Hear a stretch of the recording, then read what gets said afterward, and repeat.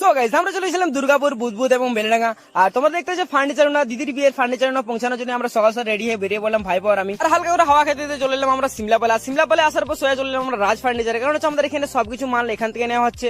তো এখান থেকে সবকিছু নেওয়ার পর গাড়িতে চাপানোর পর আমরা এখানে পেমেন্ট করে আমরা এখান থেকে বেরিয়ে পড়লাম। আর রাস্তায় যেতে সালা এত বড় বড় কাণ্ড হয়ে যাবে সেটা আমি ভাবতে পারি। ব্যাপারটা হয়েছিল যে পেট্রোল পাম্পে দাঁড়াবার পরে আমরা বুঝতে পারলাম যে এই দেখতে হচ্ছে এই জিনিসটা আর কি এখানে একটু ভেঙে গেছিল।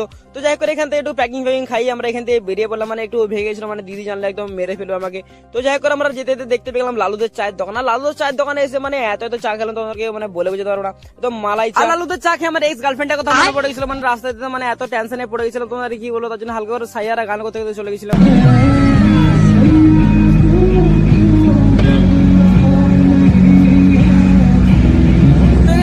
সাইয়ারা গান করতে চলে এলাম ওয়েলকাম টু দুর্গাপুর ব্যারেজ। আর তোমরা এই ব্যারেজে কে কে আসো তোমরা একটু কমেন্ট করে জানিয়ে দিবে। আর নেক্সট পার্ট দেখতে হলে তোমরা ফলো করে নাও। Thank you so much watch.